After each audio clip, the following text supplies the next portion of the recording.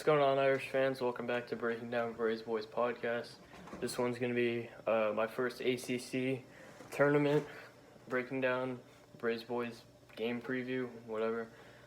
This one's going to be Notre Dame Boston College. Notre Dame's the 7 seed, Boston College is the 10 seed.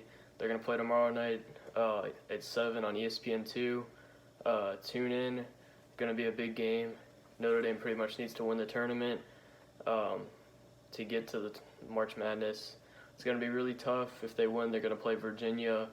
And I believe Virginia, or the winner of Notre Dame Virginia, plays either Louisville or Syracuse, maybe Florida State. Could be wrong. But I think they have a really good chance. As long as they don't run into Duke, they can actually win the tournament. I know that sounds crazy with all these tough games we've had, but I think they actually have a good chance to win. We're 19-12. We just beat Virginia Tech on senior night. They're going to be playing Hungary, and we couldn't have had better luck with the bracket. We dodged Wake Forest, who is really going to be a tough team. There was a really good chance that we played them tomorrow, but we don't, because Oliver Sarr was giving us a ton of problems. And then we're on the opposite side of the bracket of Duke, and Duke's the only team that is unbeatable to me pretty much.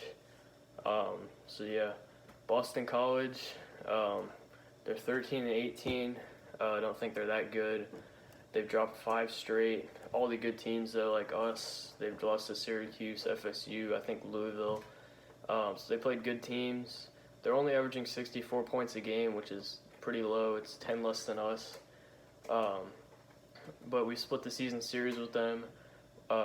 Both games have been decided by 1 point, so that's kind of scary. But yeah, they came to South Bend and beat us, and we beat them about 2 weeks ago in Boston, or wherever they are. I know they're Boston College. I don't know what town they're in.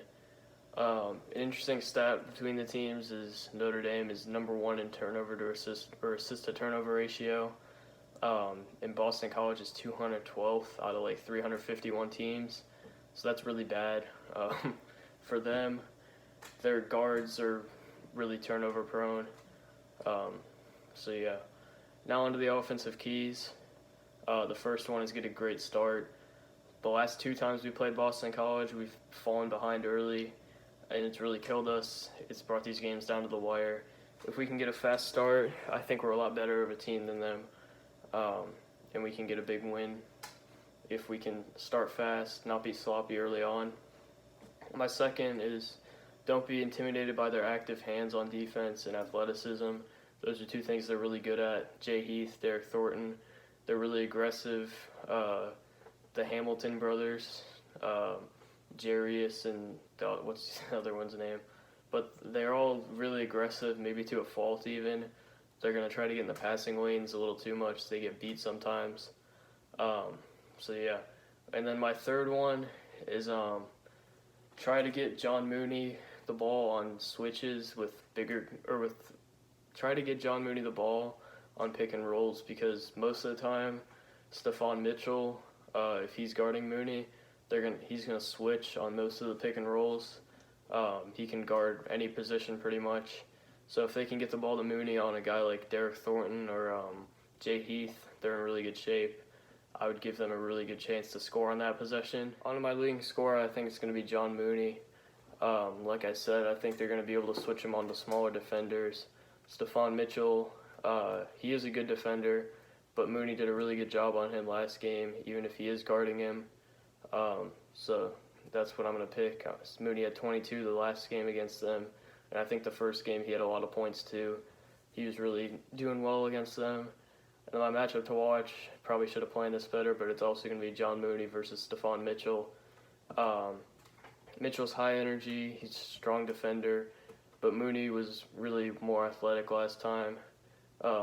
If Mooney can't get going, Notre Dame's offense kind of stalls at times, with Hub, Gibbs failing to be consistent at times. The only games we saw Hub take over in were like the UNC game, the FSU game. I don't think I need him to do that every game. I wouldn't rely on him to do that. So I think Mooney and Gibbs have got to step up, especially Mooney. it is a tough matchup, but he's exploited so many tough matchups over the course of the season. So yeah, on to my defensive keys. My first one is going to be don't let Derek Thornton and Jay Heath get in space. They're really good when they're in space. Both of them are really good at driving. They can both create their own shot, at least pretty well. And to do that, I'm going to say you have to get the zone successfully working. That's my second key. Mike Bray tried to run a 2-3 and a 3-2 zone at times against them last time, and they didn't really work at all. Stephon Mitchell, Julian Rishwain, and the Hamilton twins were all hitting threes, and C.J. Felder was cutting on the baseline when they were in the 3-2. He got a couple baskets off that, I think 3-2 maybe. But they just tore up the zone. That got them so many points. And then once we came out of the zone, they just went back to getting their guys in space. So I think we really need to stop that. We need to get the zone to work. That doesn't really matter what we do, though. Stephon Mitchell, Julian Rishwain are going to have to be off from 3 in order for that to happen. And lastly, my third key is to put Derek Thornton and Jay Heath in tough situations and be aggressive defensively, have active hands. This is because both these guys turn the ball over a lot. Thornton, he's averaging 3.4 turnovers a game, and he's averaging 3.5 assists per game, which isn't that good at all. And then Jay Heath is averaging 2.2 turnovers a game and 1.3 assists per game. Also not very good at all. I think we can use some of Jay Heath's experience, his lack of experience rather, against him.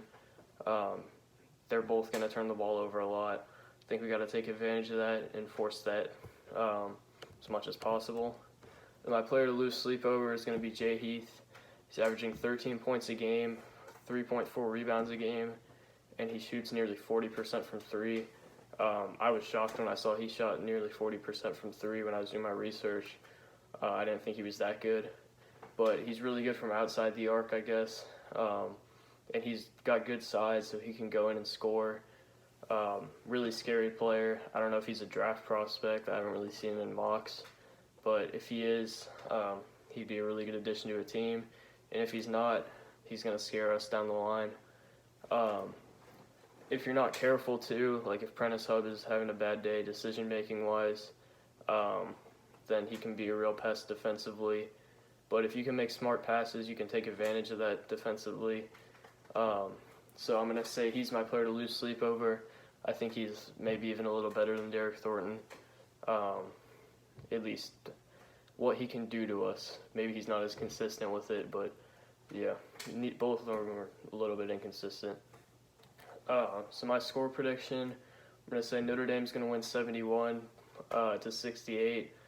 I think this is going to be close again. Boston College always puts up a fight, whether it's because of us or because of them, I don't know. But I think they're going to get the win here. I think it's going to be frustrating, but I think we're a way better team than them, so we can probably get it. I'll be in attendance, so hopefully my undefeated streak at games this year stays true. I was at a Tech game and a Clemson game, and they won both. So let's keep it up. Hopefully I'll see you probably Thursday morning for a UVA prediction. Hopefully it ends up like that when Jaron Grant and Pat Connaughton led us to the promised land. We won that tournament last time it was in Greensboro. So yeah, thank you guys for watching. Go Irish. Hopefully I see you in a couple of days. Peace.